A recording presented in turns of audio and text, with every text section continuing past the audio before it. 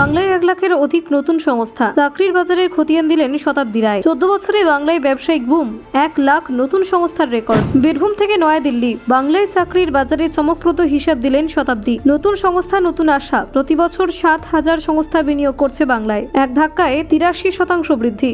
বাংলার ব্যবসায়িক পরিবেশের সাফল্য চরমে। বিদায় নিয়েছে 6,000-এর বেশি সংস্থা, তবু বাংলা এগিয়ে। নতুন সংস্থা গড়ে তুলছে কর্মসংস্থান। বাংলার অর্থনীতির নতুন চিত্র হলো ভাইরাল। 14 বছরের হিসেব, কতটা বিনিয়োগ ও কতটা সংস্থা ছাড়লো বাংলা। নতুন সংস্থা বনাম বিদায়ী সংস্থা, বাংলার ব্যবসায়িক সমীকরণ এলো প্রকাশ্যে। দেখুন, বিগত 14 বছরে বাংলায় ব্যবসায়িক এবং উদ্যোক্তা পরিবেশে একটি বিশাল পরিবর্তন লক্ষ্য করা গেছে।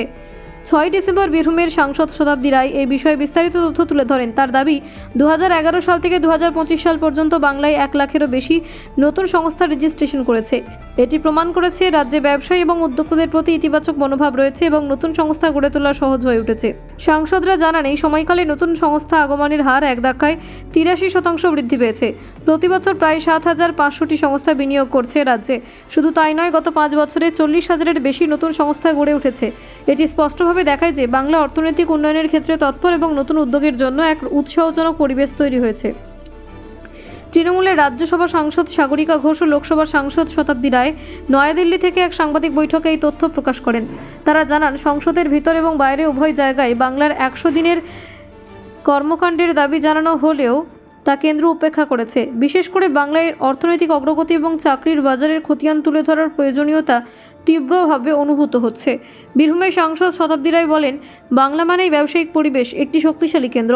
গত 14 বছরে নতুন সংস্থার সংখ্যা উল্লেখযোগ্যভাবে বৃদ্ধি পেয়েছে।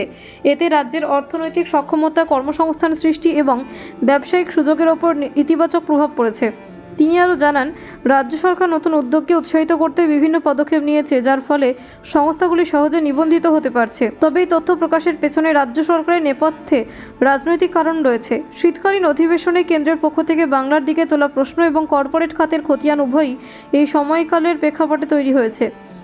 বৃহস্পতিবার রাজ্যসভার একটি বিল পেশের সময় তৃণমূল সাংসদ সাগরিকা ঘোষকে কেন্দ্রীয় অর্থমন্ত্রী নির্মলা সীতারামন বঙ্গত্যাগী সংস্থা নিয়ে প্রশ্ন তোলেন। নির্মলা সীতারামনের বক্তব্য অনুযায়ী, গত 14 বছরে মোট 6,895টি সংস্থা বাংলা ত্যাগ করেছে। এর মধ্যে 448টি লিস্টেড সংস্থা এবং বাকি 6,447টি আনলিস্টেড সংস্থা। এই তথ্য তুলে ধরে তিনি বলেন, তৃণমূল সরকারই বাংলার বিকাশে বাধা হয়ে দাঁড়িয়েছে। শুধু কেন্দ্রীয় অর্থমন্ত্রী নয়, কর্পোরেট বিষয়ক মন্ত্রককেও। বিজেপি সাংসদ শ্রমিক ভট্টাচার্য সম্প্রতি এই বিষয়টি নিয়ে প্রশ্ন তোলেন। তাদের প্রশ্নের উত্তরে প্রতিমন্ত্রী হর্ষ মালহোত্রা জানান, চলতি বছরের শেষ 6 মাসে বাংলা থেকে 207 সংস্থা বিদায় নিয়েছে। এর পাশাপাশি গত বছরের সংস্থার সংখ্যা ছিল 366টি। তথ্য বিশ্লেষণ করলে দেখা যায়, সর্বাধিক সংস্থা বিদায় নিয়েছে 2017-18 সালে। সেই সময় মোট 1,027টি সংস্থা বাংলা ছেড়েছে। Bureau report, Bangla digital TV.